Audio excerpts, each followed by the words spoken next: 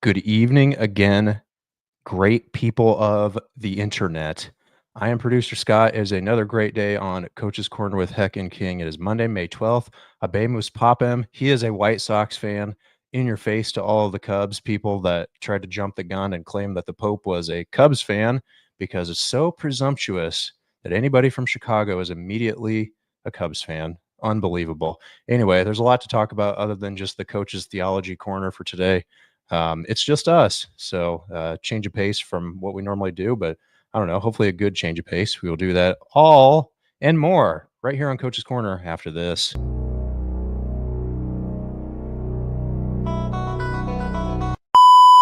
Coach's Corner with Coach Heck and the infamous Coach Patrick King. You're stuck with me, man. I'm stuck. You are stuck with me. I ain't going anywhere. There's a lot of people that are jealous of me for sitting here, and there's some people that there's a little sympathy going on at the same time. There's more people that are sympathetic to you. I'm just saying that much right now. Just remember what Ron Hecklinski said today. And you ain't that good. The scouting report said you were pretty good. You ain't that good. Coach's Corner with Heck and King is proudly presented to you by Tony Letcher with Health Markets Insurance, On Funeral Homes of Mishawaka, Frick's Driving School of Mishawaka, and the Harbor Group Planned Wealth down in Anderson. Before we get started, make sure and like the video, subscribe to the channel, hit the notification bell, and comment in the chat. Now, here's Heck and King.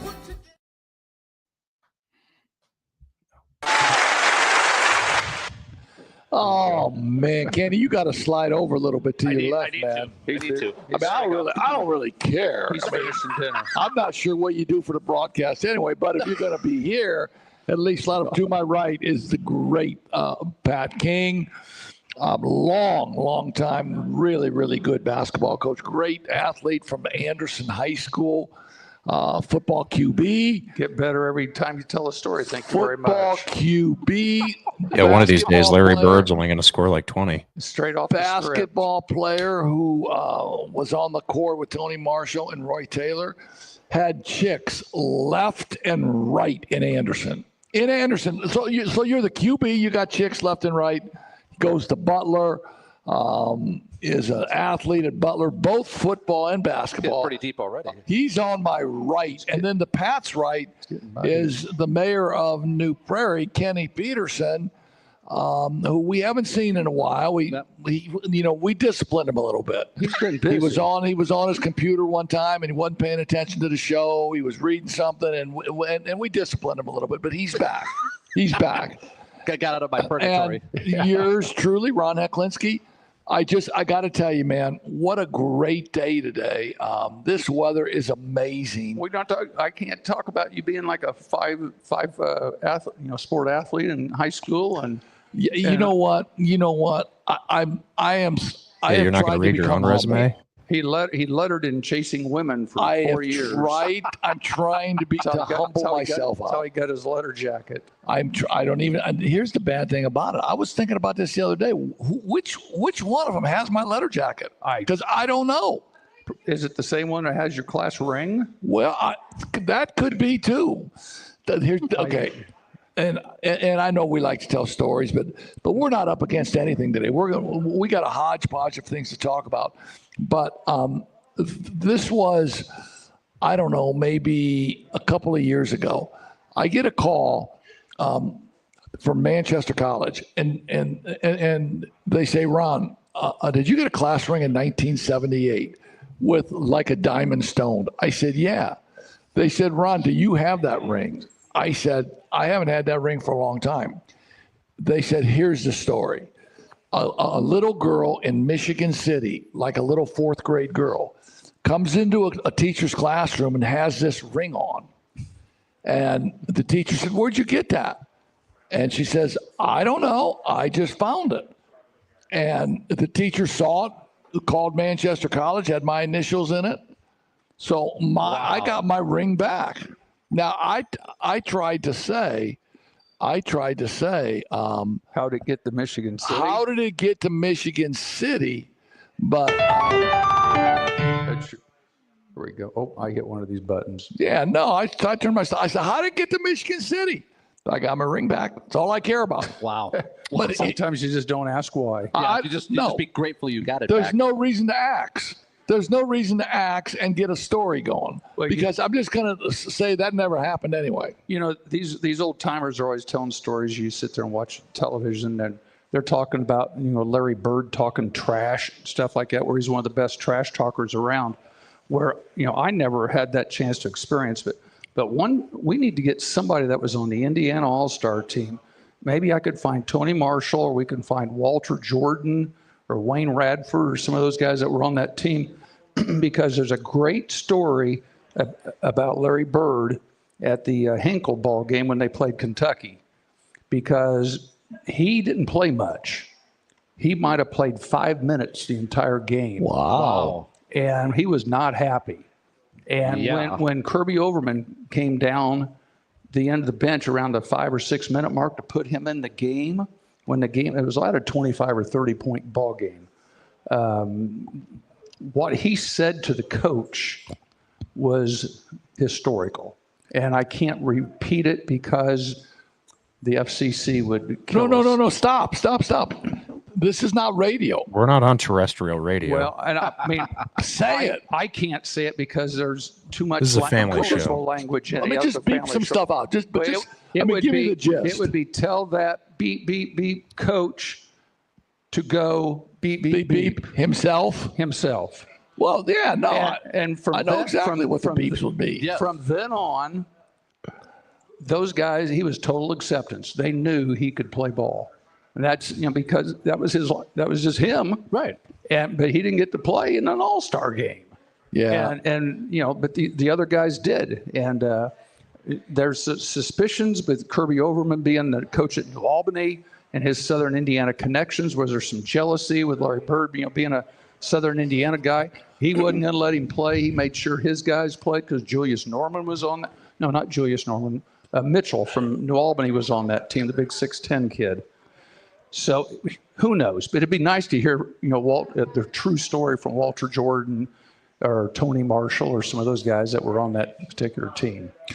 Yeah, no, those are fun stories. Well, no, those are classic stories, man. I mean, I can tell you, you know, a big game in the Hall of Fame Classic, and there's a ref named Don Nestor, and makes a bad call. We're playing Batesville, and Batesville's really good. Michael Menzer's on that team, and Nestor just makes a horrific call, just awful.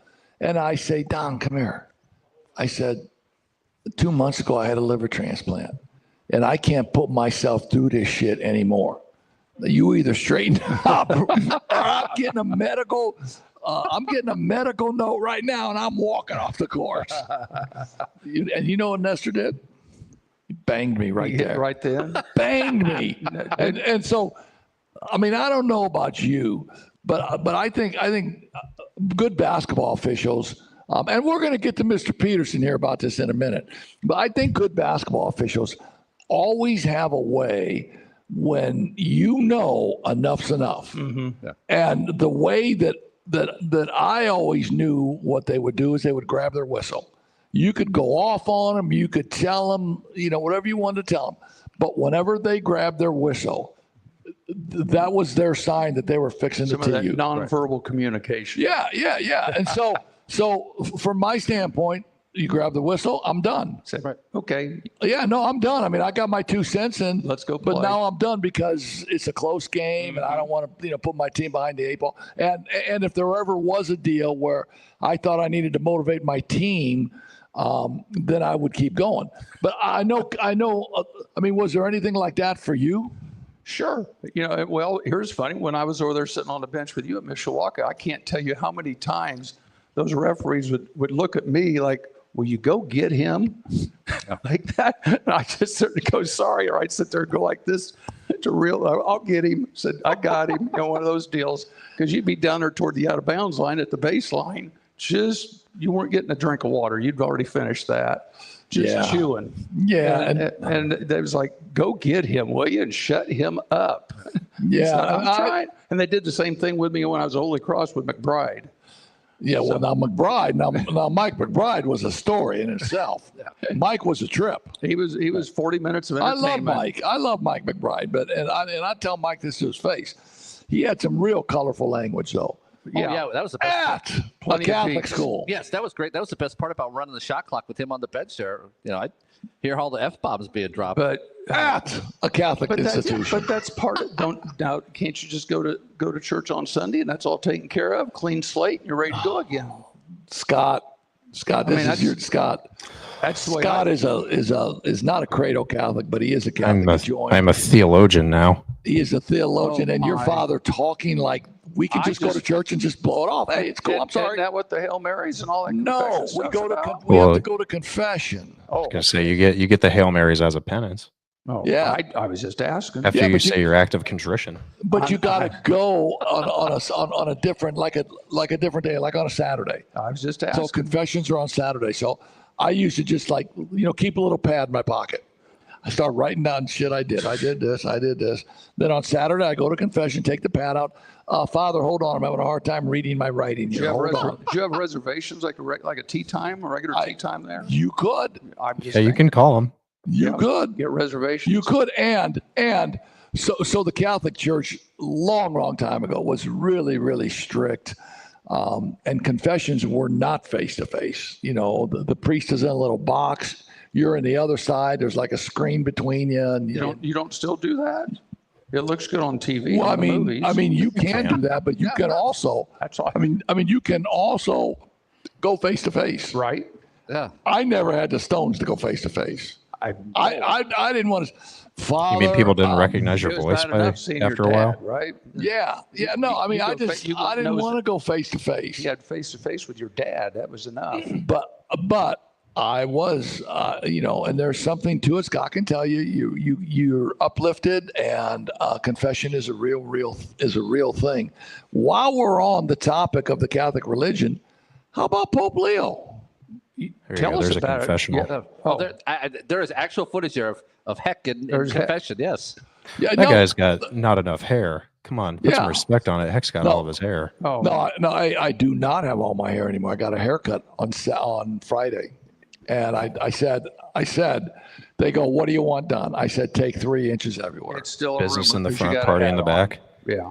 No. Look, I said 3 inches everywhere. It's still there. It was touching his collar. Maybe not quite a party, just an afternoon drink. But so Pat and I have talked a little bit about how we dealt with basketball officials.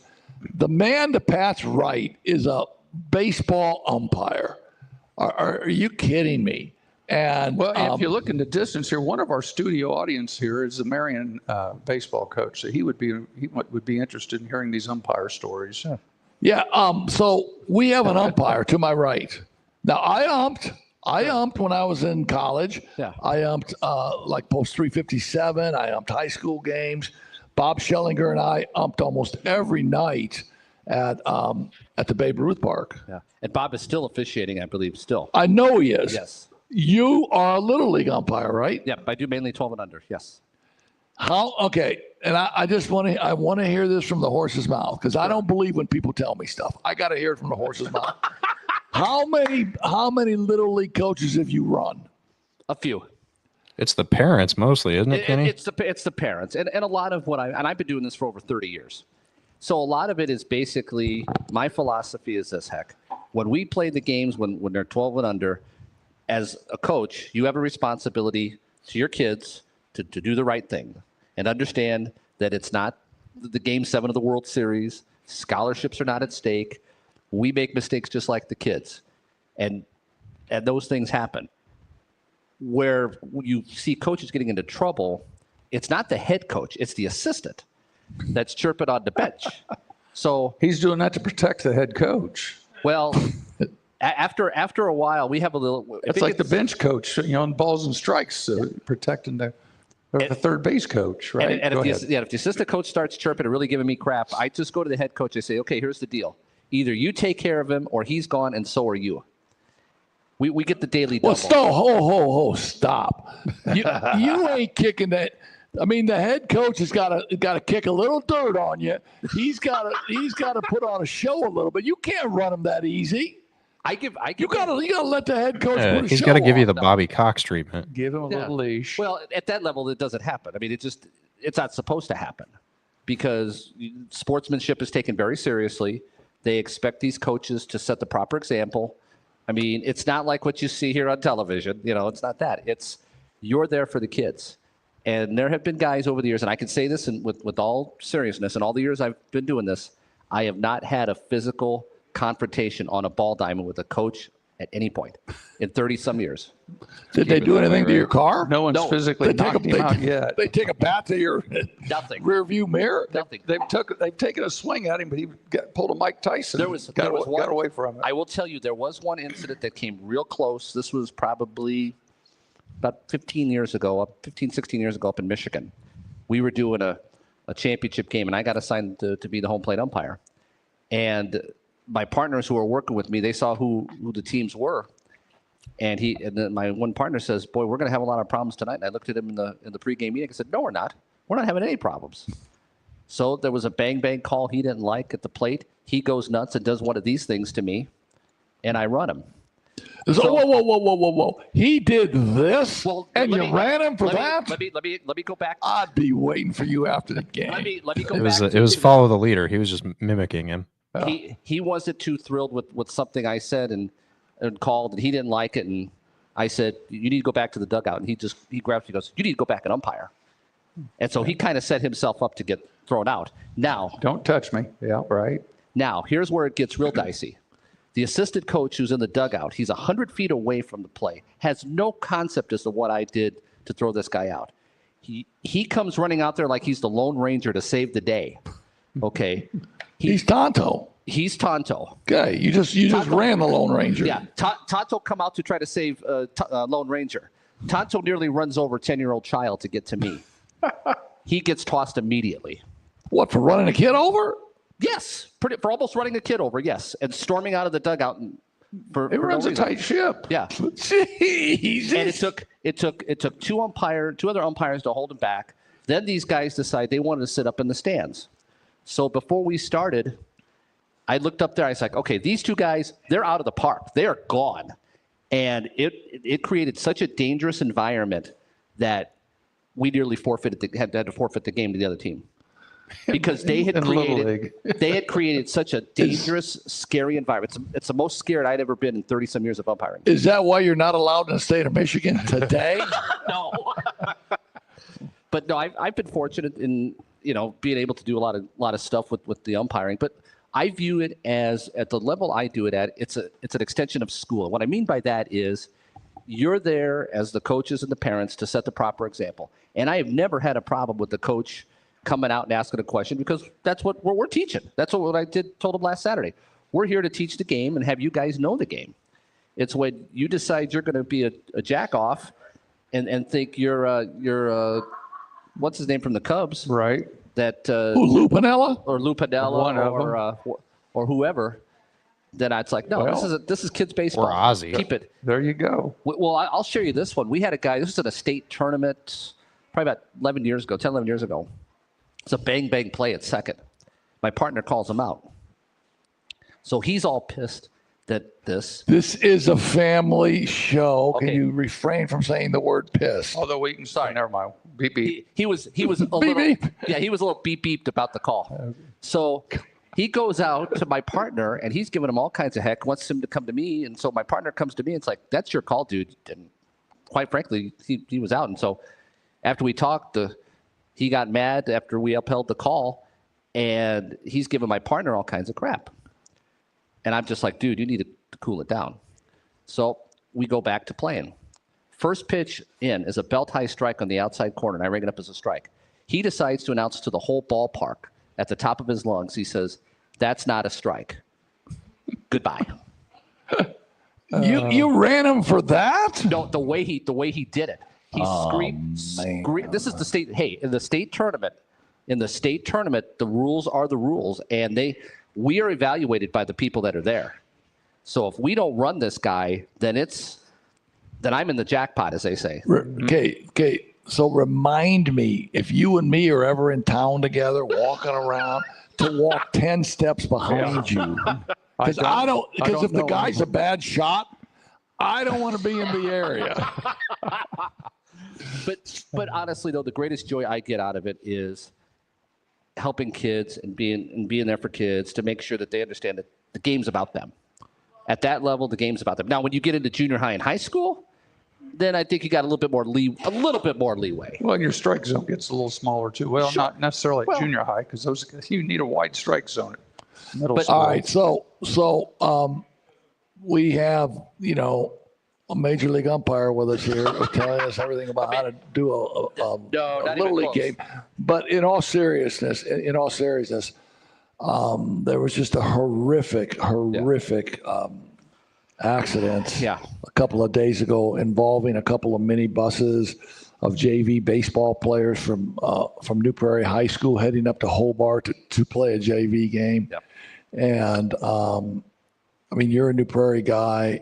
Why don't you tell us what you know about that accident and how the Bradshaw kids and their father are doing now? Well, I can tell you that I was coming home from my work, dropping back off at the plant, the mail I'd pick up. I got to 39 and 20, and there were a bunch of state police cars that were there. Now I'm thinking, what in the world's going on? I'm driving around the detour. I get a phone call. A friend of mine says, "What's going on Phelan 20?" I go, "Dude, you know as much as me." So I eventually get home, and I find out what happens. You couldn't get anywhere close to it. Oh, okay. No. I mean, you couldn't pull your mayor card out? No, not at that. I was out of my jurisdiction. Oh, okay. Yeah, that's LaPorte County. Yeah. Okay. Okay, good. Almost Michigan City. Yeah. From what we understand happened, there was a gentleman who was recklessly driving out on Highway 2. Yeah, a box truck. A box truck, yep. The St. Joe County cops, I guess, followed him to the county line, and then I guess for whatever reason they cut off the pursuit and let LaPorte County know what was happening. And he came up there where he hit on the bus, on the one bus that he hit on the equipment side, which thankfully may have saved some lives, because if he had hit it, like rear-ended it, there would probably have been some fatalities. Did he hit it in the back left corner? Back left corner, yeah. Okay. And the skid marks out on Phelan 20 are just, I went by there tonight, and it was just like, wow. So was he under the influence of anything? That I don't know. They're still waiting on the toxicology reports to find out what happened. But I had a chance to visit both with Rich Shale yesterday and then the Bradshaws. Rich is going to be fine. He's got a road ahead of him. That's okay. Who was Rich Shale, the assistant coach? One of the assistant coaches, yeah. Who was sitting where? Do they know where they said where everybody was sitting? I believe Brad was the driver. He was the one that injured his sternum. That was the dad of Lucas. Okay. Lucas was in the back and somehow got thrown out of the bus, like 12 feet, I guess. Is that the bus that got turned over? It might. I think it was. I'm not 100%. He got ejected from the bus? Yes. He went out one of the side windows. Yes. And he wasn't the only one. No, there was another one that did also, but with the exception of Lucas and Rich, everybody else is fine. They're just got some, one kid's got a concussion, and Lucas, I went up there, visited with the family yesterday, and they're extremely distraught right now. They are. So is he still in intensive care? Yes, he's going to be there for a while. Okay, what are his injuries? Just head injuries? Concussion. That I do know. I don't know all the other details about the injury, but I had the chance to be in the room yesterday with him, and your heart was breaking seeing this situation, and got tubes hooked up to him. Yep. And I'll tell you what, Mark Schellinger through this whole thing has just been unbelievable. We had Angie Davis on Saturday. She's the president of the Baseball Booster Club, and to give you an idea about the Bradshaws, they farm out in New Carlisle. Kelly, the mom, is a stay-at-home mom, and the dad farms and does other things, and the boys help out on the farm. So they were going to start a GoFundMe page, and at first the Bradshaws really weren't sure it was a good thing, but Coach insisted. They started it on Friday, okay? And as of right now, they have $58,842 in a GoFundMe page. That has just been incredible how they've done this. Yeah, that's that. So this picture we see that's been advertised on the GoFundMe page, who's who in that picture? That's Brad. That's the dad. The dad. Okay. That's the mom. That's Kelly right there. Okay. and then this is the youngest one, and this is Lucas. It's the one that's in the hospital. Send it to me, and I'll put it on, and I'll put the link to donate in the description of the YouTube video. So again, it and I've said this. I don't know how you feel about this, Pat, but I've said this for years. In riding school buses to games, I don't understand why there are not seat belts. There are seat belts out there on the minibus. Yes, but then why, if there were actual seat belts there, then why weren't the kids in the seat belts? I guess they only go around the waist, from what I was told. Yeah, they're lap belts. Yeah, but it would have kept the kid in the bus. The way they were talking, maybe because the way they were talking, it sounds like he got from County Line Road to Fail Road in 3 minutes. That's about a 10-mile drive. There's no way on God's green earth it takes you 3 minutes to get from there to there. So he had to hit it going every bit of 90 to 95 mile an hour. Well, I'm sure there's going to be somebody that's going to have dash cams that are going to materialize here in the next. Well, here's something that I found out yesterday also. I guess on the corner of one of the properties on Fail and 20, someone had put like a camera on their property to kind of keep an eye on things. So allegedly, they have the crash. Okay. So from what I have been told, that has been turned over to that footage has been turned over to the authorities. Yeah. But he is sitting right now in LaPorte County Jail. His bond's over $15,000. Cash. It's a cash bond, so he can't go get a bail bondsman. Right. And, good. And there's some other things in the legal realm of things that will wash itself out. But the support has been just incredible. I mean, they had a great crowd on Saturday that came out, and then Wednesday night we're actually scheduled to do that New Prairie Penn game on Wednesday night. Okay. You and John are going to do that? John and I will be doing that game at Four Winds Field. Okay. That game's at 7:00. Tickets are $7. That's the varsity. It's a varsity only. The JV's kind of suspended their schedule for now. Right. There's not going to be any JV games for the foreseeable future. They're supposed to play a tournament at the end of the year out at New Prairie, but I don't know if that's even going to take place now. But they're going to have all kinds of things going on Wednesday night at Four Winds Field. They'll have a 50-50 raffle. All that, and I think that's phenomenal. And I've also been told through some folks that there may be quite a few teams that will be making the trip to Four Winds Field on Wednesday night. Well, I'm sure that there'll be teams taking up donations and things like that, and usually when there's a tragedy involving a school, athletes, a coach, or whatever.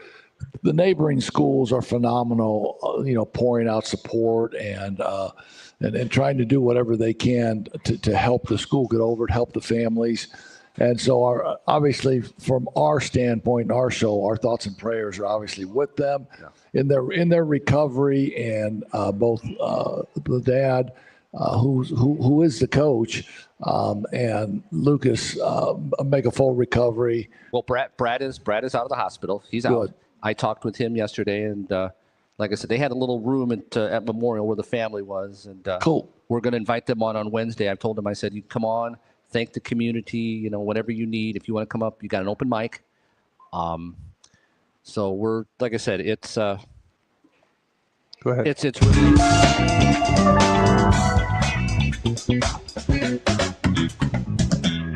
Our external speaker, sorry about All right, that. no, that's all right. That's like called fat finger.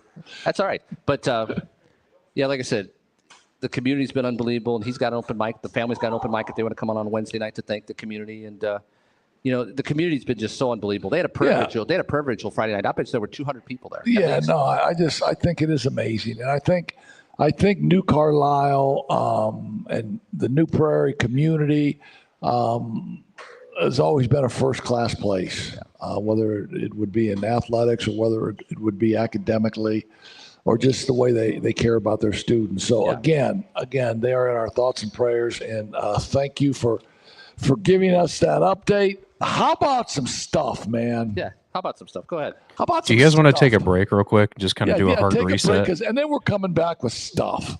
That was kind of heavy. I got a guy from El Paso in here tonight. We're going to talk about El Paso and how they run drugs and all that stuff through El Paso and all that kind of stuff. So good tease. Yeah, we're good.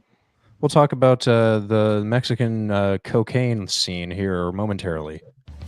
Medicare plans can be confusing, but they don't have to be. I'm Tony Letcher, licensed insurance agent. I can help you compare your options because I'm appointed with many nationally recognized carriers. With my help, you can find the coverage that fits your needs and budget. I don't want you to be my client today. I want you to be my client forever. Call Tony Letcher today to schedule your free consultation or visit tletcher.com.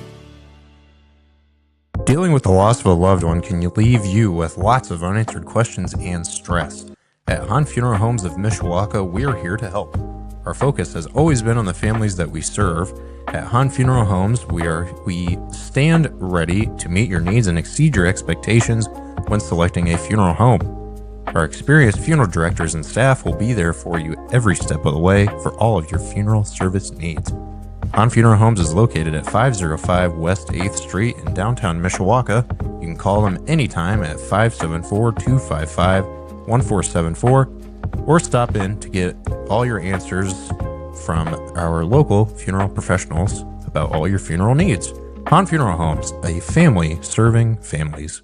Are you sick and tired of relying on somebody else to get you around? Are you coming to Indiana from a place where you just never needed to learn how to drive? Well, if you're looking to hit the road with confidence, Frick's Driving School in Mishawaka has been helping drivers of all ages gain the skills they need for a lifetime of safe driving. With experienced, patient instructors like Mr. Coach Pat King and flexible scheduling, Frick's makes it easy for you to learn to drive easy and stress-free.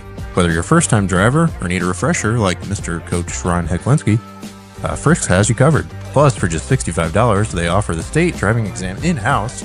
No need to go anywhere else. Visit fricksdrivered.com or call 574-256-0650 to get started today.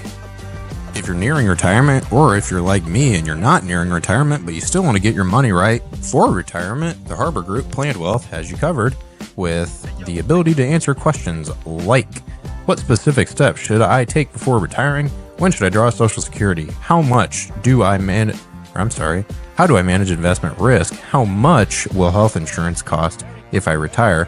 If I'm over 62, which I still am not, how much money can I earn part-time without affecting my Social Security and or my pension?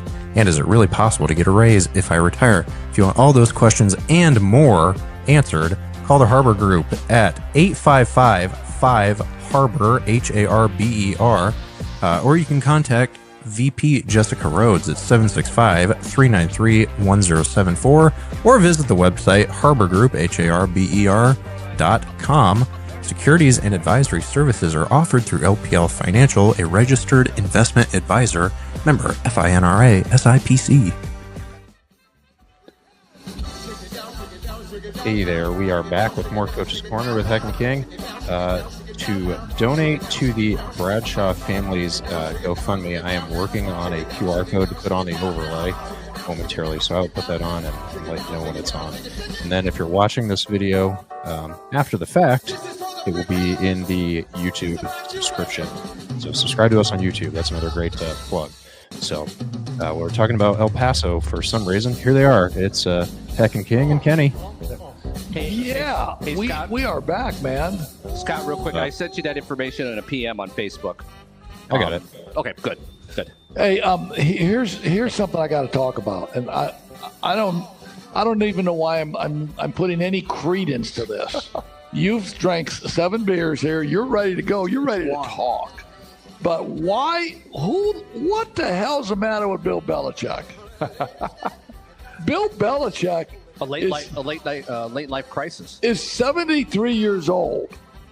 He's going out with a girl named Jordan Hudson, who's 24. She was what, Miss Congeniality of Miss Maine or something. She's 49 years younger than him. And Belichick. Congratulations. Well, I'd like to say congratulations. Okay. I would really like to say congratulations. But to me, that's freaking idiotic, man. And here's the deal. He's letting her make some decisions for him, about who interviews him. She's around the football facility. She's a distraction. And Bill Belichick has just been nothing but a straight up pro and a coach, an old fashioned coach. And now he's rolling around with some 24-year-old. I have late life crisis. I have nothing. That's to not say. even a late life crisis. Do you know what that is? That's chemicals. That's all it is chemicals. or lack of. No, I mean, whatever he. Oh man, I can't even talk about it, man. But it's chemicals. And okay, so I say, what the hell's the matter with Bill Belichick? I might also say, what the hell is the matter with? The girl. Jordan Hudson. She's obviously a very attractive girl. Now, obviously, there's got to be money involved. Oh yeah, money involved. Belichick's got all kind of money, power involved. Sugar daddy. Sugar daddy-ish, yeah. But at some point in time, okay, he's 73. I'm 69. You're 69. Kenny's 72. JJ's probably 64. But so you and I know what 69 feels like. There's days I'm tired as hell. Yeah. I'm tired as hell. I go outside, I'll cut the grass, and I'm saying, oh, man, I'm tired. That's enough. Yeah. How can you be 73 and want to keep up with a 24-year-old? You've been speechless in this whole conversation. I have nothing to say. Give me your opinion. I don't know what I could say that would add any value to this. So are you saying? I know. I Bill. have some, good for you, Bill. No, blah blah. I have some opinions. I think it's definitely it's a power play on her part. She's trying to gain some notoriety, and he's letting her. And he's just kind of going with the flow. And she is not banned from North Carolina. That rumor was false. No, she should be banned from the state. The football office she should never be allowed to come into. She shares her opinions about and other things. You saw that interview, didn't you? Yes. Yeah. Well, how did you and Bill meet? Bill, don't answer that question. She's talking. She's jumping in there like she's trying to defend Kim Jong-un in North Korea. Like she's somebody. Like, don't answer that question. Like she's somebody. Everybody's. And he's taking his directive from a 24-year-old. That's kind of like something. Yeah, I wanted to go with that. If she doesn't have anything to do with depth charts or anything like that, he doesn't care. Well, she is trying to do with depth charts. But she's trying to put her 2 cents in there. I guess she's trying to put her 2 cents in there, which I would say, hey, I'll take you out to dinner, and you can be my girl, but this is what I do for a living. You stay out. Kind of like what they always ask Charles Barkley why he didn't buy the ladies a wristwatch. Because there's a clock on the stove. Exactly. Oh, no. Hey, the QR code, bottom right corner of the overlay. That's the link to donate. Good job, Scott. You want to talk about Charles Barkley? Charles. Thank you. Hey, talk about Charles Barkley and the San Antonio women. Oh, they love those churros. Those San Antonio women love the churros, and Barkley says it all the time, man. Same thing as there's a clock on the stove. Yeah. And here's another one. I think this one is cool. That's why I like this show today, because usually we have a guest, and the guest is going to, take up about 20 minutes because they're really interesting. We're boring. They're interesting. But it's just kind of a day where we can kind of be all over the place. How about MJ coming back? Yeah, explain that. Michael Jordan, the NBA is back on NBC now. So TNT is done. NBC bought them all out. So since Michael Jordan debuted on NBC with the Bulls, NBC hired Michael to start next season to work for the network. Now, what that means is nobody knows. Is he going to call a game? Is he going to be the third person on a broadcast? Is he going to work in the studio? Is he going to offer to fight Charles and Shaq? I don't know. But just the fact that Michael Jordan is back in the NBA and back talking about the NBA, I think is phenomenal, right? And the best part is the best basketball theme song in the world will be played now. Oh, here we go. Yeah, we get your old theme song. Can you imagine Michael Jordan as a sideline reporter? Yeah, and I don't think him and Rachel Nichols are going to be sideline reporters together, but I think I would love to see Michael Jordan in the studio. I think In the so studio. too. Talk to coaches, analyze a little bit. Basically, do what Shaq and Charles are Yeah, doing. but what he's going to find out is it is hard. It's hard. It is a job, and it is hard to be good at it. And I'm not saying that Tom Brady wasn't good at it in his NFL broadcasting debut. I think what Tom Brady found out is preparation is so important in anything you do, whether it's getting ready for a football game to play or whether it's getting ready to talk about it. Right. And I think it's a tough gig. Well, and Tom Brady struggles because he's a part owner of the Raiders, so he can't go to the prep meetings. That's a good point. Yeah, I don't think that's why he struggles, but I think he struggles just because it's hard. It's hard to talk and get your points in because you got 22 seconds, maybe. I don't know. In a basketball game, it's quicker. Both you and I are color analysts, and so when you get that natural signal from the play-by-play guy where he gives you a pause and you got 13 seconds to get in what you want to say and then get out. You don't even have time to organize your thoughts. You just go with your first thought, and that by that time, the ball's at the other end of the floor. It's time to shut up. And this guy here during football season, he does it great. I mean, he does a great job. That's my problem. I have 30 seconds in football. Yeah, no, exactly. I too do much. okay. Yeah. Exactly. You do very well. Exactly. But that whole gig is a hard gig.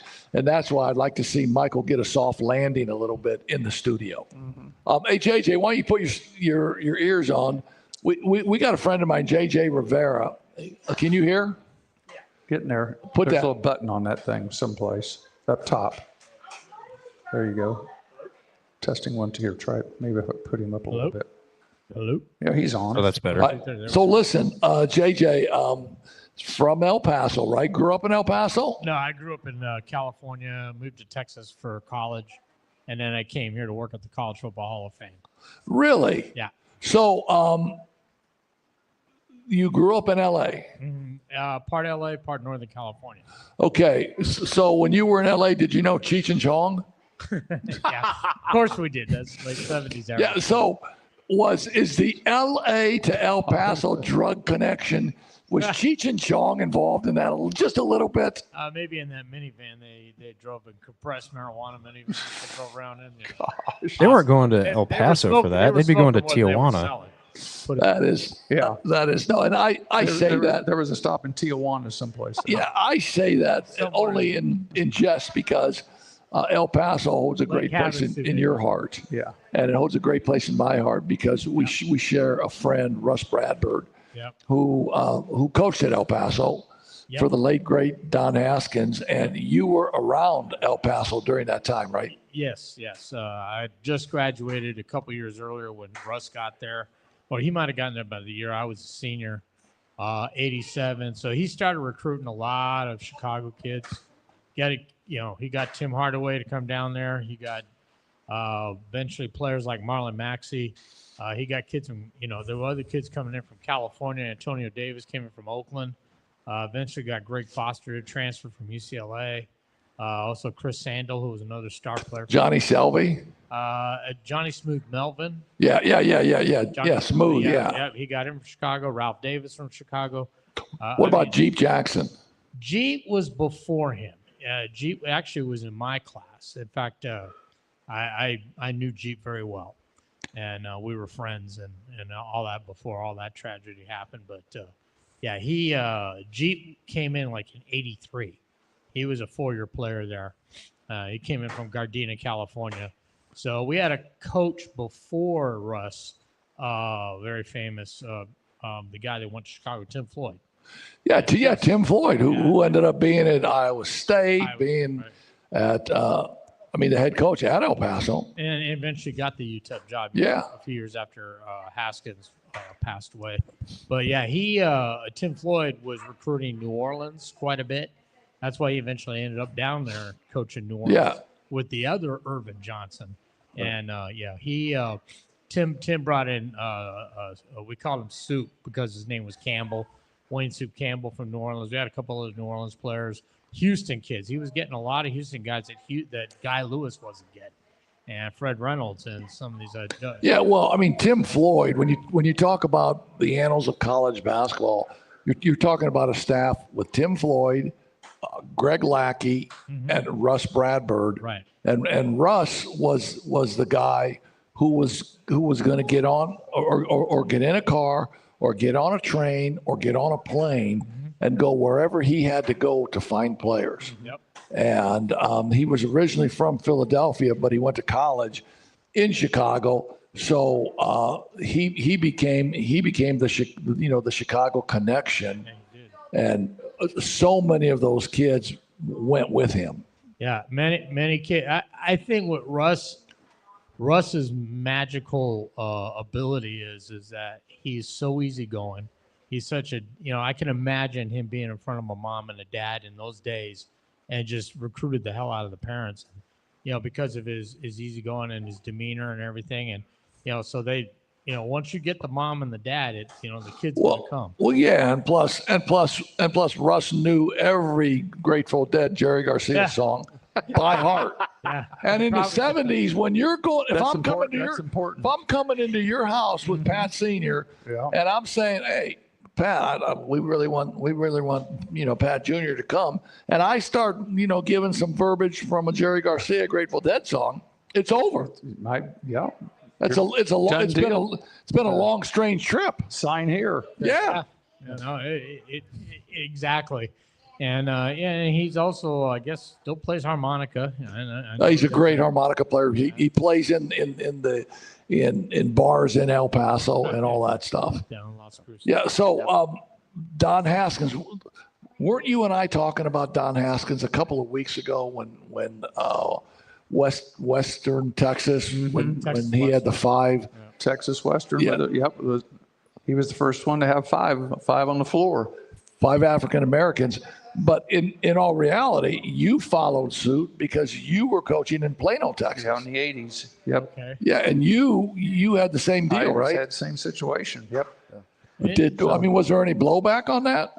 You got a couple comments. I wouldn't call them blowbacks, but just inquisitiveness. I think in the mid 60s, you're dealing with a time where versus the mid 80s where things had started to change. Oh, sure. Before that. When Haskins did it, you got to remember James Michener wrote a terrible book called Sports in America in the late 60s, and he talked about the unwritten rules of where coaches were told if you recruit, and they meant if you recruit any of these particular people, these people, you cannot play more than 1 at a time at home, never more than 2 unless you're way behind or way ahead. That way you can blame them because you could never have 5 because one of those guys has to be thinking, has to be the point guard. And if you don't have that, forget it.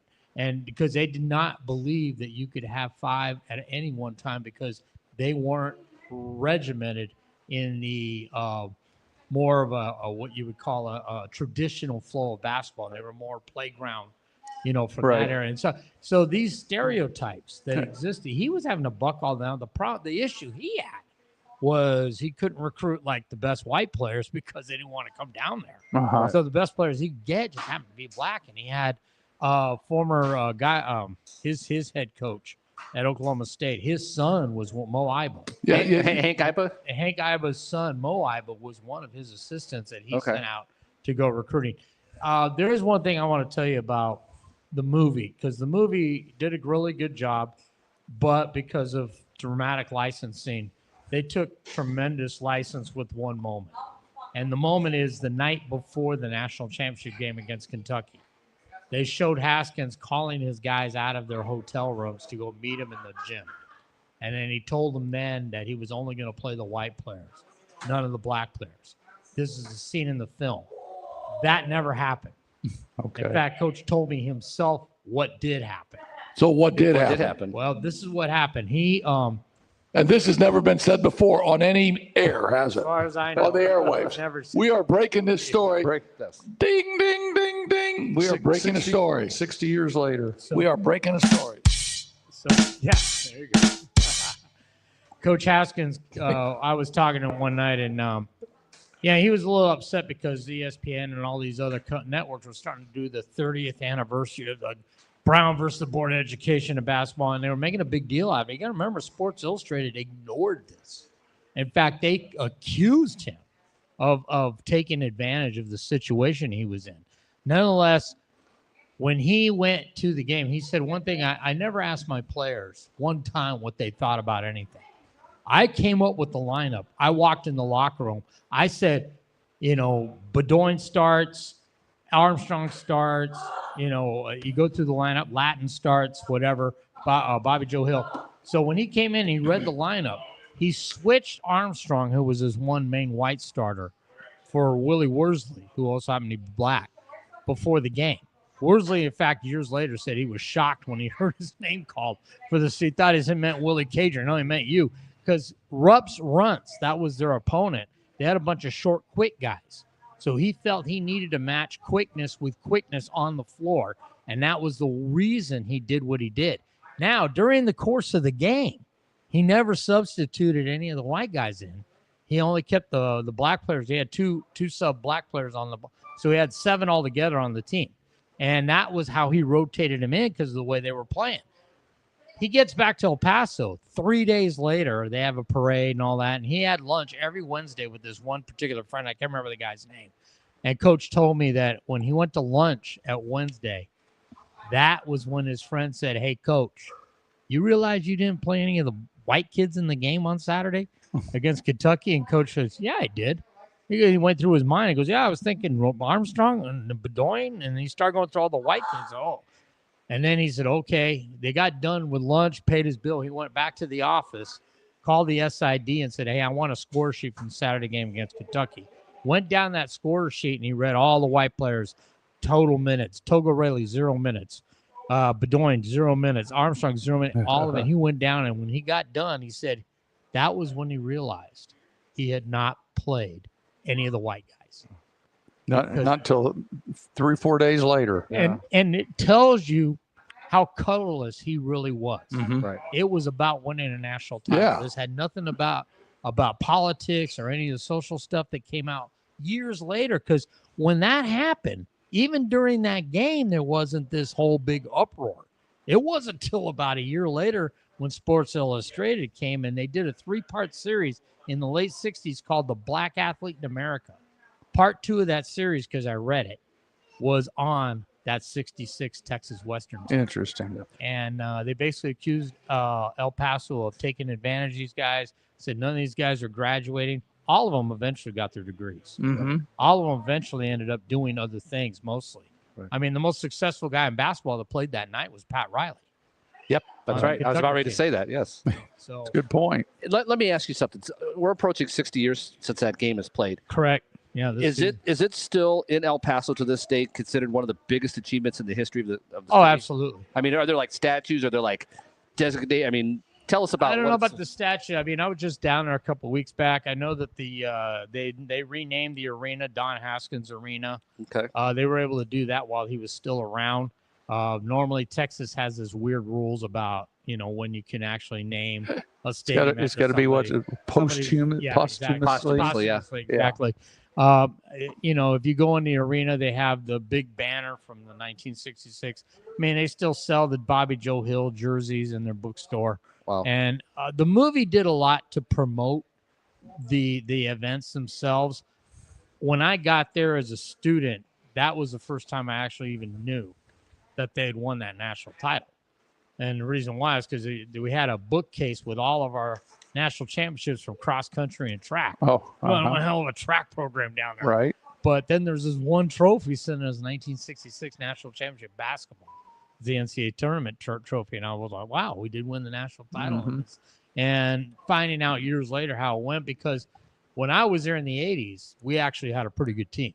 We were in the NCAA. Yeah, you did. Antonio Davis, Dale Davis. We had not Dale Davis. Dale Davis did not play down there. Antonio Davis. No, did. Dale Davis played for the Pacers. Right. Antonio and Dale played together. I thought they were brothers, but yeah, Antonio played there. But before then, we had Fred Reynolds. We had Dave Feidel, who was an excellent 7-footer who played in the NBA for many years because he was a good blocking body and stuff.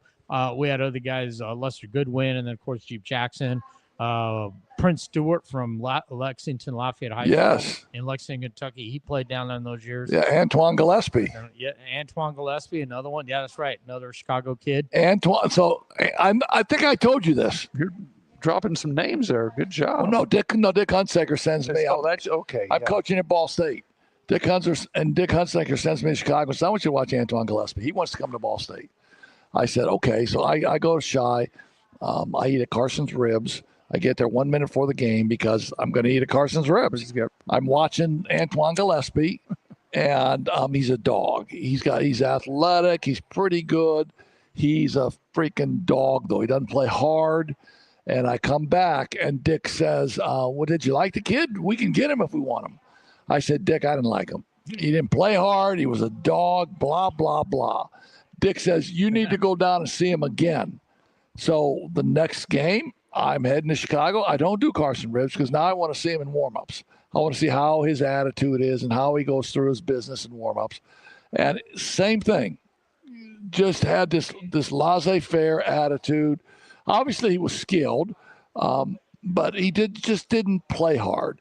And so, like, whenever I'm going to watch a player, if I'm going to watch your team play, or if I'm going to watch if you're coaching a team, I'm going to watch your teams, and I'm going to watch if they play hard. Because that's kind of like my measuring stick. And I come back and I say, Dick, and Dick says, heck, you loved him, right? Tell me you loved him. And I said, Dick, he was just a dog again. So we didn't take him. So he goes to UTEP. He's the second all-time leading scorer in UTEP's history with Tim Hardaway and some of those great players. When he graduated, he was number 1 on the list. I don't know if anyone's passed him since. He was ahead of Tim, beat Tim Hardaway's scoring record. Yeah. I mean, I know what you're saying. Like some of his warm-ups and stuff, he used to do this one thing before every game. At the end of warm-up, he would get to the free throw line and do a backward, flip the ball over your head and see if he can make it. And most of the time he did. Yeah, so that's the recruiting history of Ron Hecklinski. Nice job. I did not get into the Hall of Fame for my recruiting. Trust me. Yeah. But Antoine Gillespie, he was one that got away. But then and when you're in this business, you were in it. I mean, you were in it on a smaller scale, but you were in it. You had to go watch players. So Dick Hunsaker sends me out. He says, heck, you're out for 2 weeks. I said, where? He said, I don't care where you go. He said, you can go to the JUCOs in Texas. You can go to the JUCOs everywhere. I want a 6'10" to 7-foot center. He said, I don't want you calling me. I want to see you in 2 weeks. And when you get back in town, I want you telling me you got a 6'10" to 7-foot center. That's what we need. So I'm out, man. I'm out. I'm hitting the bushes in Texas, all the JUCOs in Kansas, everywhere. And I come back. And Dick says, you got the guy? I said, Dick, got the guy. He said, you like him? I said, I love him. He said, can we get him? I said, we got him. I said, all you got to do is sign off. I said, he wants to come. He said, how big is he, Heck? I said, he's 6'7". He said, I told you I wanted 6'10". I said, Dick, this is the baddest 6'7" player I have ever seen. Every post move. I think he's related to Kevin McHale. He's got so many post moves. And we didn't take him.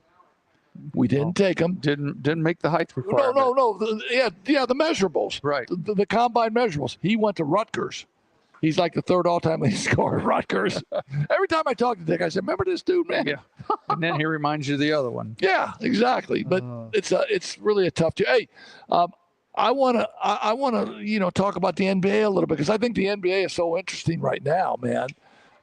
Especially the way the Pacers are playing. Yeah, the Pacers, the third seed, they're up 3-1 on the Cavs, the number 1 seed. They got them 3-1 right now, and they're heading back to Cleveland. Cleveland lost this series, I think, in Game 2. They had a 7-point lead with 40 seconds to go. Yeah, no, you're 100% right, 100% right. But now Donovan Mitchell hurt his ankle and did not play the second half of the 40-point blowout. Mm-hmm. But at the end of the day, you just got to like the Pacers because they're a bunch of young guys that like my take is they don't know they really ain't that great. Yeah, they don't know they're not very good. They just go out and play, right, JJ? Yeah, exactly. When you get a team that where it's a bunch of guys that are gritty and will fight hard and play the game the way the coach wants it done. Those are tough elements to beat. You could have, like I always say, you could have 5 superstars, but there's only one basketball. Right. Yeah, chemistry is a major issue. Now going into that series, and I remember us talking about it on game 1, the Pacers won, and I said, "Oh, okay, It's going 5 now. yeah, it's going 5." And the Cavs, because I think the Cavs are good. Those 2 bigs, Allen and Mobley, They are good. and Garland. I think they are good, but the young Pacers don't know what they aren't supposed to be. Yeah. They're hungry. We kind of thought that last year when this happened, and now it's happened again. It's 2 years in a row. And the one thing we talked about was, they're finding out that if you are willing to play hard and give yourself up for the team, coach is going to play 10 players. Well, you're going to get clocked. And he's going to let you shoot the ball. If you play hard and play defense, he's going to let you shoot. Yeah, and I'm going to use a football analogy on that because, of course, I'm a Chicago Bear fan because they ain't got pro football in El Paso. They got, they got football in El Paso. They got a football team. Yeah, it's not a very good. This bunch of short guys running around, right? Okay. Terrible. Yeah. So, Nice stadium, though. Yeah. the Chicago Bears hire a new coach, Ben Johnson. He's all this in a bag of chips. Everybody says, cool. You know what he says to the wide receivers? He says, if you ain't blocking, you ain't getting a rock. Yep. No block, no rock. Makes sense. But how many of these wide receivers, when you watch games, either on a college level or the pro level, they give a half-ass attempt at a block and, the cornerback beats them or they're supposed to chip on a linebacker and they don't do it. But Ben Johnson says, no block, no rock.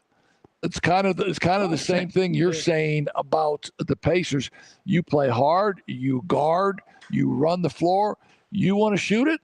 Go ahead and shoot it. Mm-hmm. And then if you don't make it, go rebound it. And, one of the things we had, the teams I had at Adams, was when Coach Diggins was there. The 2 of us, we told guys, if you're going to shoot the ball, you better be willing to defend and go rebound. Yep. In other words, play both ends of the floor. And I think that's what the Pacers are doing.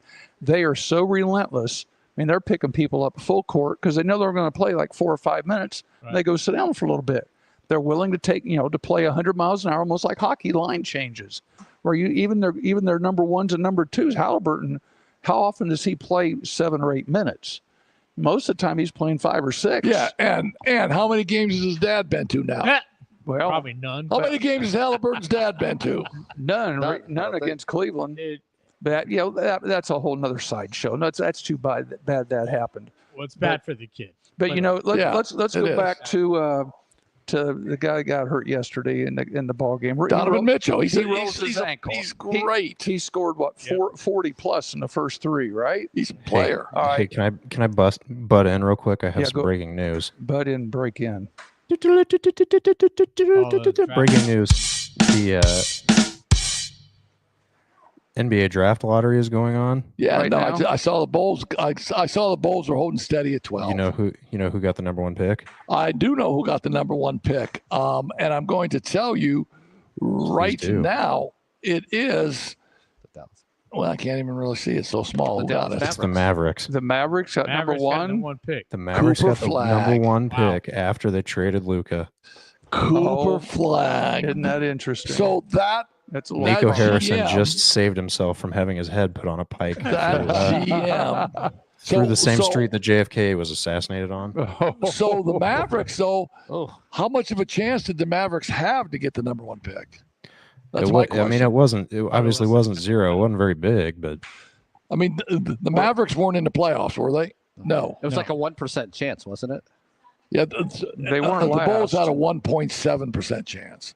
it was down to the Mavericks and the Spurs were 1 and 2. Good for the Mavericks. Well, now you put him with Wembanyama. with Davis. With Davis. And then you get Anthony Kyrie Davis. back next year healthy. Now you got this guy. That changed everything. Nobody can tell me that the NBA isn't rigged. Is Cooper Flag the deal? I think he will be. I think if he doesn't have to beat Over the man, time. he could be a tremendous. I mean, who was that guy from Gonzaga 5 or 6 years ago? Adam Morrison. Well, I wasn't 15 5 or years ago, 6. but I was yeah. almost 20. Yeah, but he was supposed to be the next Larry Bird, right? And Timmy's was playing in the his G undoing. League. No, Drew Timmy was never a good No, he pro was prospect. never supposed to be Adam Morrison, but Adam No. Morrison Yeah, he was all that. was all that in a bag of chips. Yeah, there you go. And he ended up, in the immortal words of 1946, Mr. Basketball, Johnny Wilson, couldn't bust a grape. He couldn't bust a grape. He died in the G League, probably was over in Europe for a little bit. Yeah. But I think, I mean, Cooper Flagg's got pedigree, right? Oh yeah, yeah, he does. It's just, you hope he gets a chance to actually do his thing. I hope, yeah. And I the think Dallas so. WNBA team got Paige Beckers, so Really? old little Yeah, downtrodden that's right. Dallas. That's right. They did. Right. They got the Dallas one got one and one for the girls and guys. That's amazing. That's I would amazing. say in the Flag situation, I was thinking if he went to a team where he's going to be looked at to be the guy, he was going to struggle. But Right. now that he doesn't have to be the guy, when you got a healthy Kyrie back, you got He's part of a three-headed Anthony monster. Davis in the front. He's going to be your swing man. I mean, I think he could flourish in that situation. And Yeah, Anthony the only Davis is thing only gonna about- be able to play like 20 games though. Yeah, but the only hurt. thing about that's Anthony Davis right there. Right. I mean, he sprained his shoulder going to get a DQ. Yeah. He's It's always broken getting his toe these goals. walking across the park. Let's go to DQ, Anthony. Oh man, I hurt my shoulder. Eat the cone. It's like Eloy Jimenez from the White Sox. He'd pull his hamstring Eloy. running to Let's first. go back. Let's A lot of talk soft about this. tissue Let's talk injuries. about this Cleveland game for tomorrow night real quick. Here's my take on this. I don't think Murray was hurt very badly last night. I think he rolled Mitchell. Yes. Donovan Mitchell. Him too. Prevagen. PREV. Number 45. OGAN. It was number 45. Oh, it's right? Magic I got the Nines. jerseys number. I got the jersey Got number the right. jersey number right. Yeah. I think he rolled his ankle. It was halftime. He waddles to the locker room. They're checking him out. They look at the scoreboard. They're down 40 at the half, and they look at him and say, "You're done for the night." Yeah, I think that's probably the smartest thing that they could ever have done. And they announce that he's day to day. So you just watch. They'll have that thing taped up, and he'll be in the starting lineup tomorrow night. Yeah, I think he will be, but I don't know. And I think those NBA guys are. I mean, there's a lot of different guys in the NBA. I mean, some of those guys rely heavily on their spring and on their legs. Yes. He's one of those guys to me because he can cover so much ground. He needs to elevate, and if his legs are kind of messed up or one of his ankles is messed up, it's going to be tough for him, I think. I think people are finding out that the Pacers are a very physical team. They get in people, they body up on people because they know they've got 5 fouls to give, and there's 10 of them. And if you look, the games, 1 and 2, the Cleveland people were complaining that they were getting guys hurt. Well, it's because they were getting beat up for 4 quarters. Well, yeah, and I don't know how you guys see this. I think the officiating in these playoffs has been really, really poor. Now people could say, well, it's going both ways. Right. It's poor this way, it's poor that way. But when you're leaning on people coming over the half court line, I mean, I understand the physicality down low in the post. I understand the physicality when you're going to the rack.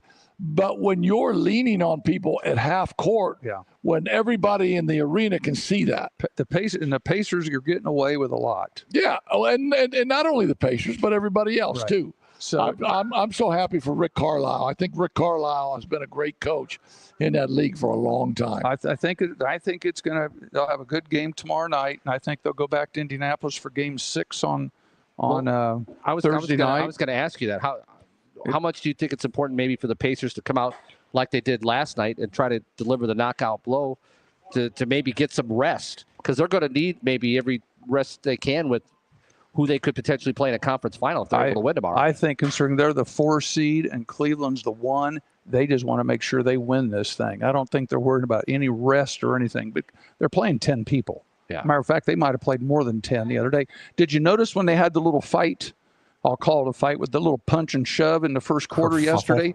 Right. Immediately, the Pacers put in their biggest 2 guys off the bench that are players 11 and 12. I can't remember what their names are, but they put in their 2 mop-up big men to go in there and take care of business. And, not necessarily be thugs, but to go ahead and stand their ground. They took some other players out so they wouldn't get involved in some of the quick whistles that were going to happen the next 4 or 5 minutes when the referees tried to The emotional take control of the response to game. absorb that, and that not necessarily be goons like in hockey where you have Right. goon type. But they were going to be the ones Or that, like what the Tom Pistons were in Wilson. the 80s. Right? yeah, they were going to be Mahorn and Lambier for a little bit. The whole lineup. and take care of business for that last 4 or 5 minutes. Going back to what Kenny, Kenny said.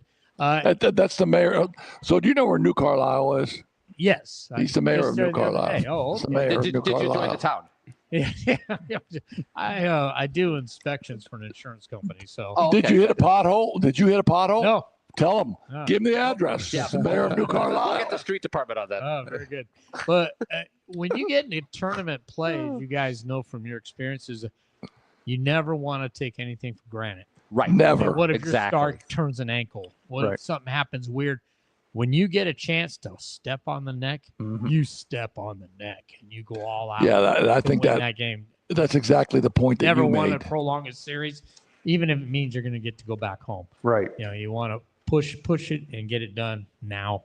And I mean, NBA is a little different because we're talking 7-game series and things of that nature. But still, over the years of watching teams that did really good with that, like the Lakers, Celtics over the years, when they got to closeout time, like Kobe was a killer.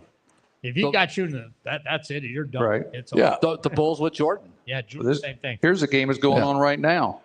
Yeah, the Knicks and Celtics, and obviously the Knicks come out and they jump on the Celtics because the Celtics shoot so poorly in those first 2 games. They were 25 of 100. Yeah, In the second half. yeah. What percentage is First half, that? They shoot well. Yeah. just abysmally. What the first game they missed 43s. Like Yeah. they were 15 of 60. And then the Celtics come back and shoot it better, Yeah. and you know On the close the road. series to 2-1.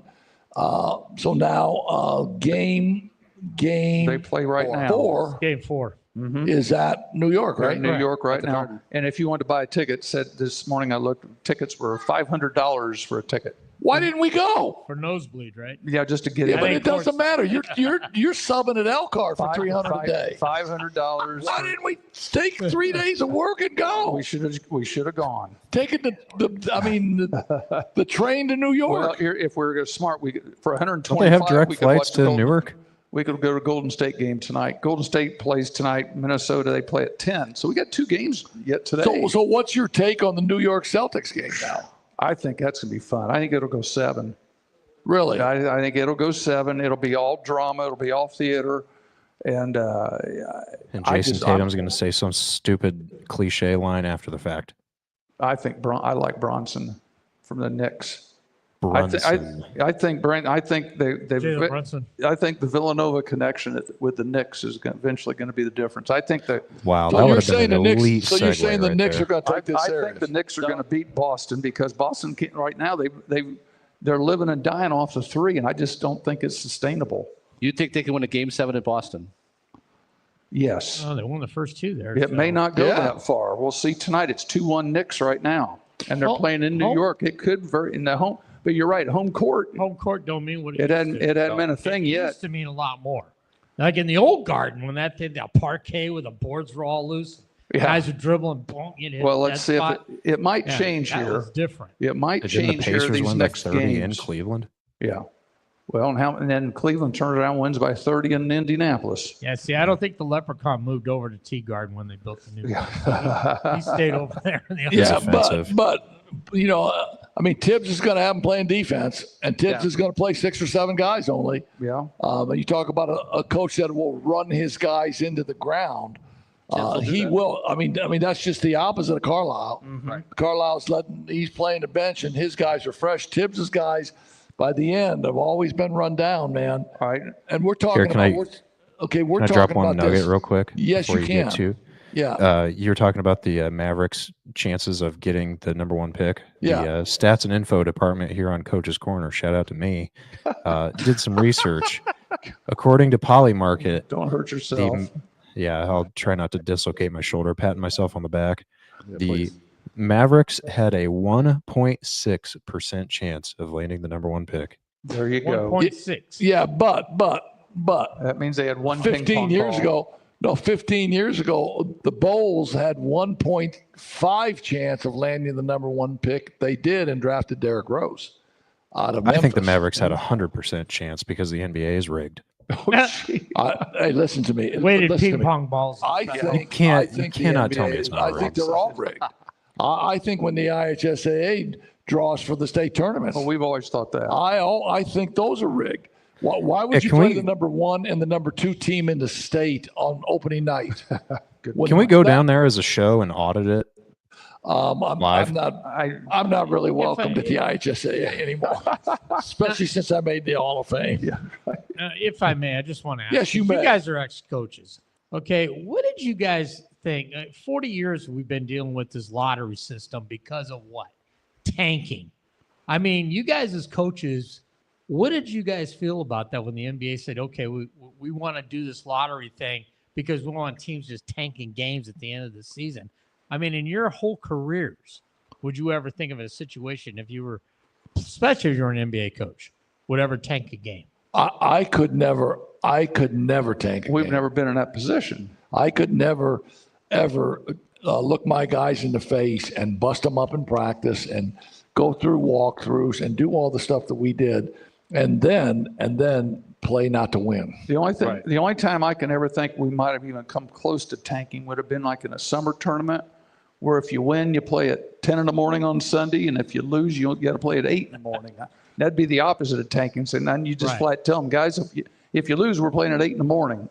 If you win, we get to play at 10. Because as a fan, I've always felt it was a very unprofessional purpose. And then what the gentleman on the horn said, it's all rigged. It's all rigged. Well, you take the rigging out if you don't have this lottery thing. Right. And that's what I was, saying about this. Because remember the first time they did this was with the envelopes. Uh-huh. And then when the New York Knicks ended up with the number 1 pick, which happened to Patrick Ewing, Yep. when the Golden State Warriors had by far the worst record. Right. And they ended up with the number 7 pick, which turned out to be Chris Mullin from St. John's. Yeah. And everyone was, this is all, it was all rigged. It was phony. It was, they had braille marks on the back of the New York Knicks envelope or whatever.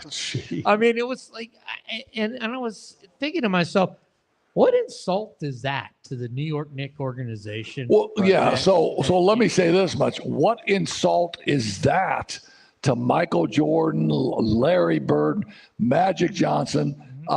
Michael Jordan's era, they didn't have a player taking a game off tonight. No. Never. Never.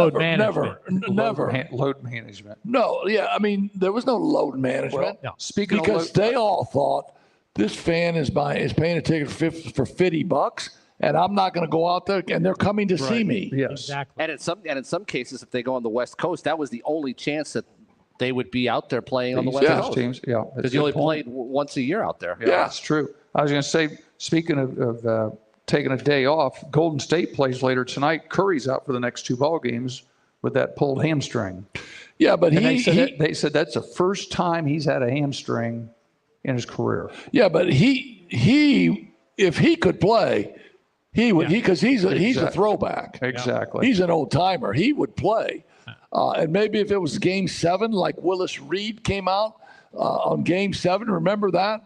Could hardly walk, had like 7 rolls of tape on his ankle or knee or whatever it was. Let's just see. They said he's going to miss the next 2 games. If they lose tonight and go down 3-1, so they come back to town with an elimination game.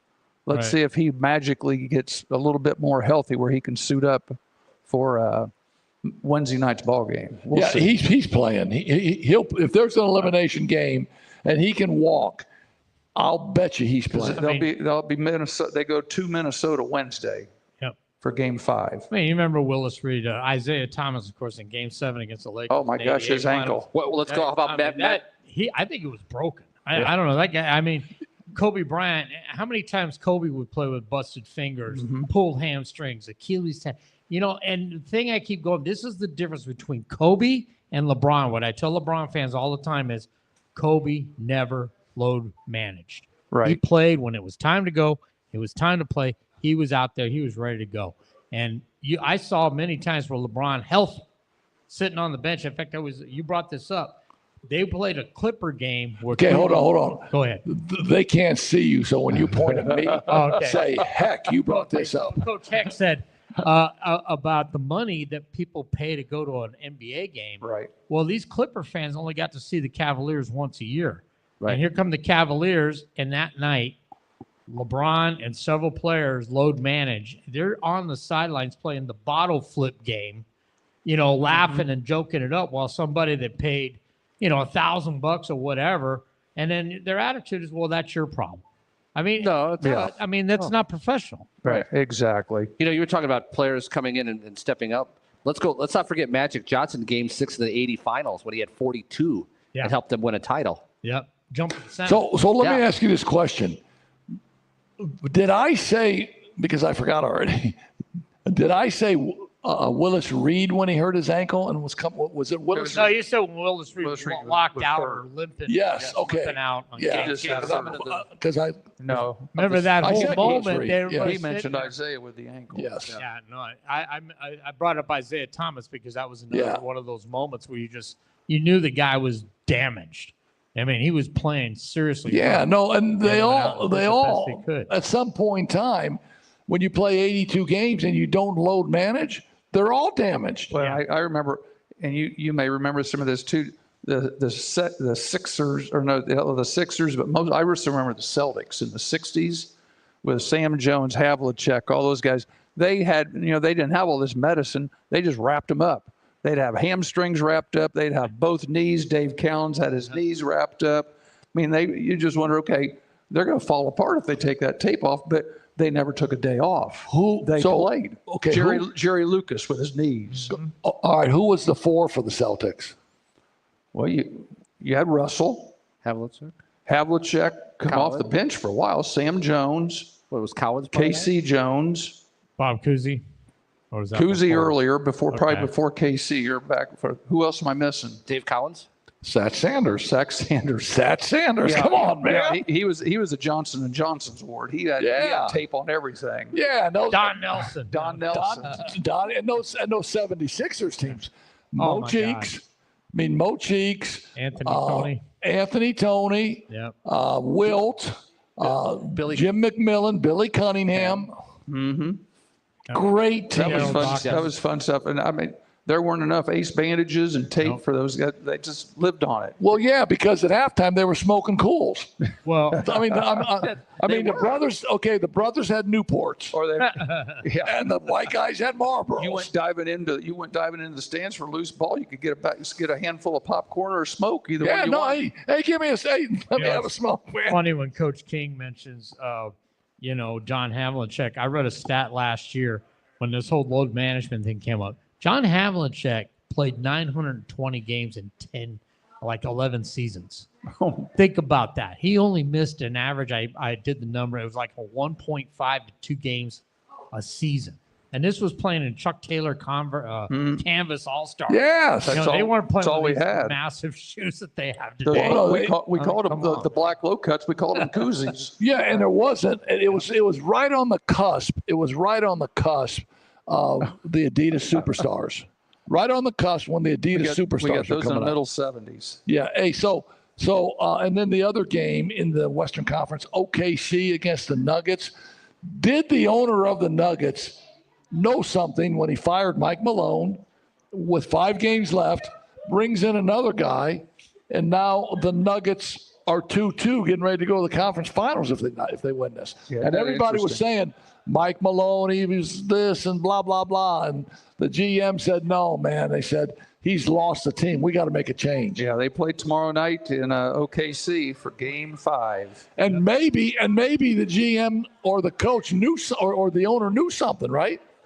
Yeah, could have. I mean, we're not privy to those conversations. the walls inside a building talk to only the people inside the building. That's what locker And that- rooms are all about, right? And that very well could be it. That's why I always tell my Raider brethren, we don't know the conversations that take place with our teams when they're going to make a draft. Okay, so you're a Raider fan? Yeah. So, like, do you go to the games with the shoulder pads and spikes coming out? Shit? Never did that. No, I never did the Remember face those guys makeup. that did Oh, that? yeah, they still do, I'm sure. Wear helmets with spikes and stuff? I'll say this, Coach Heck. There's 2 sides of Raider Nation. There's a cerebral side of Raider Nation. That's me. And there's the non-cerebral side of Raider Nation, which is the spiked shoulder pads and the face paint. and all the garb that those guys wear. So answer me this question. So why? I mean, I didn't think John Gruden did anything that bad to be fired.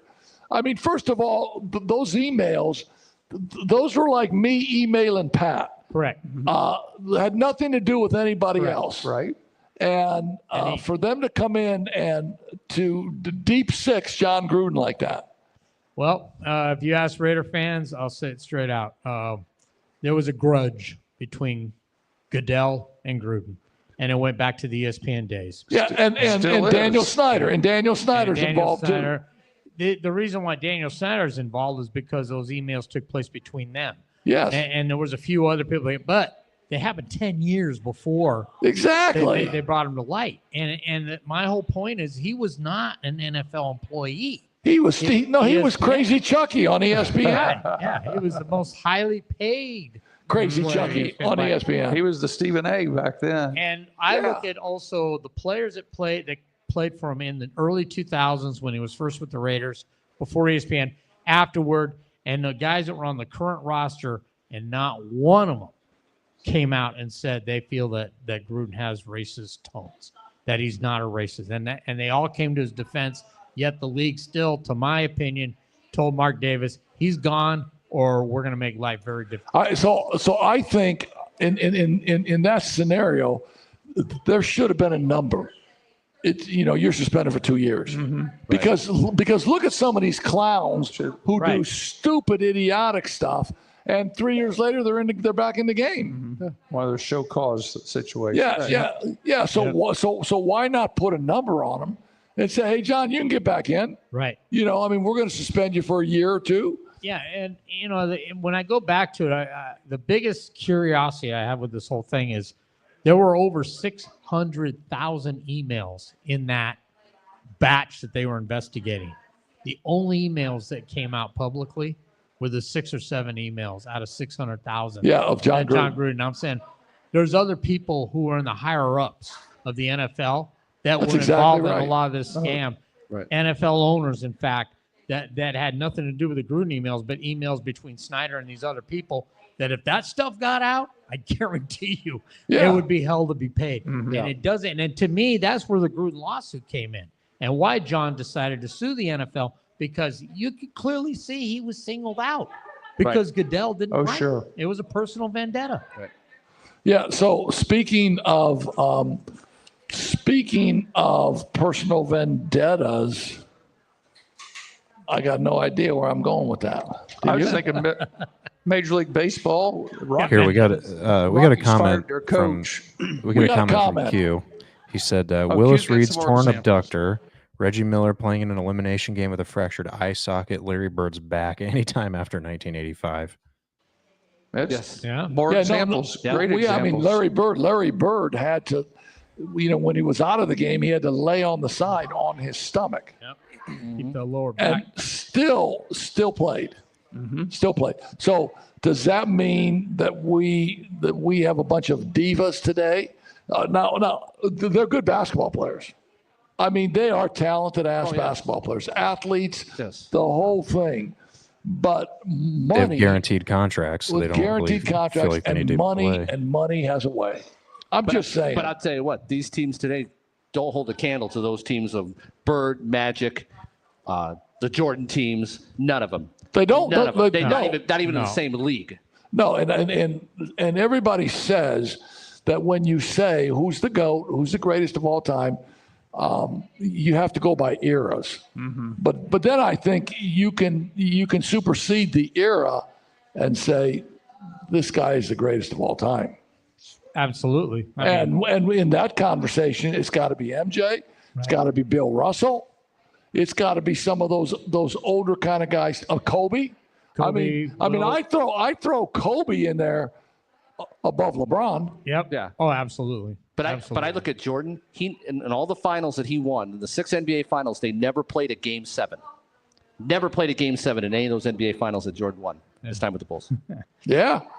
I'm not going to try to snuff out that stuff too bad, but they also played against teams that had not won a title yet. Right. So you're not a Bulls fan. I'm not. No, here's what it is. I won't ever favor the 90s Bulls over the 80s Lakers or 80s Celtics. I thought that those two teams, top to bottom, given a 7-game series against the Bulls, would have taken them out in any situation because of the talent and the depth of those two teams. And yes. Larry Bird, a killer in a play.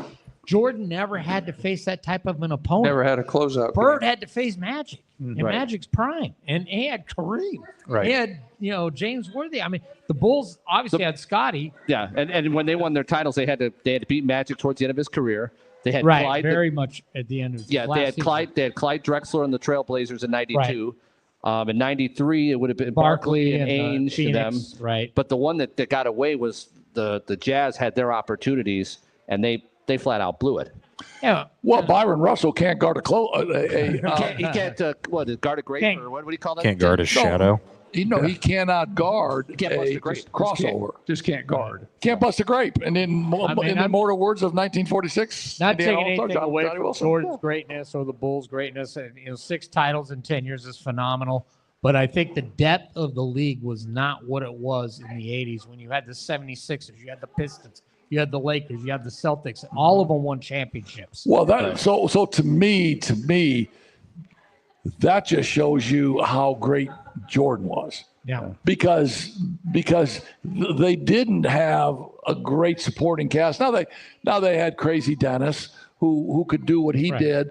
Scottie Pippen is one of the 50 best all-time players, but Your center position Steve was Kerr, Bill Bill Wennington, Cartwright. Cartwright. I mean Luke Longley, New Mexico. Ron Yeah. Harper. By the way. Tony Kukoc, don't forget Tony Kukoc. Yeah, but that just shows you I loved him. how good Jordan Steve was. Kerr, Paxson. I mean, Yeah. Well, and those Bulls. Hugh got- said the only Game 7 the Bulls played was the '98 Eastern Conference Finals against the Pacers. right. And, Yeah. and they had to hang on to win that one. They had to rally actually to win that one. Larry Bird was coaching. Yes. Exactly. But you know what? The Bulls got good when Jordan figured out, hey, I could trust Paxson. I could trust Horace Grant. Once he realized he could trust those guys, teams had to back off trying to guard him, and that's when they took off. Right. That's a good point.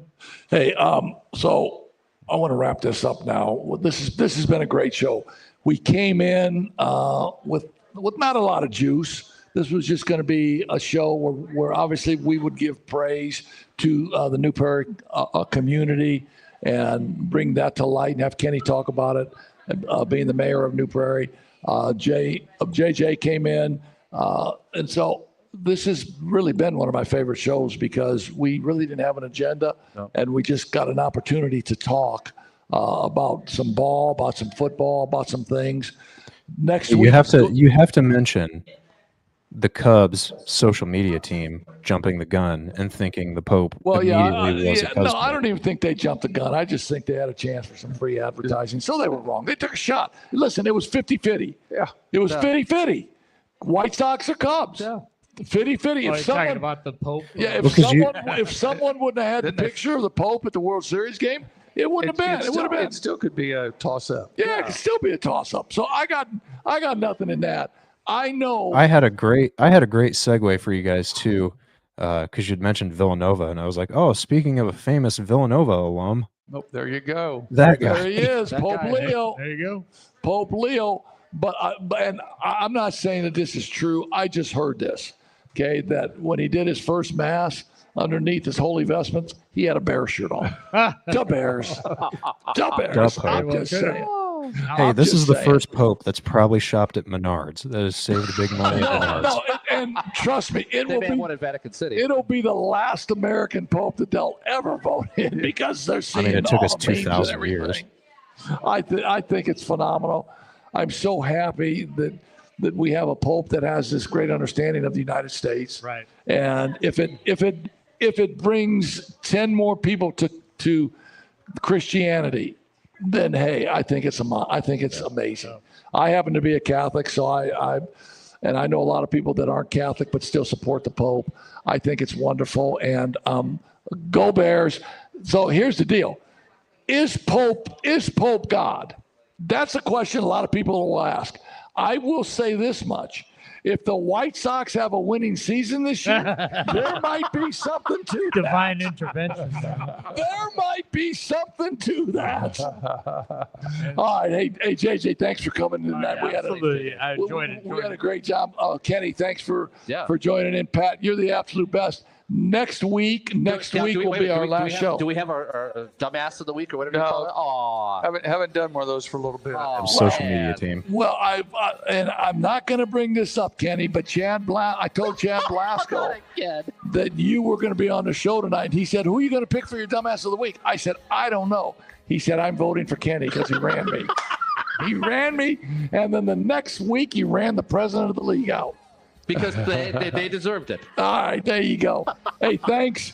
So we would love to thank all of our sponsors. They've been great this year, and we'll have a nice sponsor fest next week.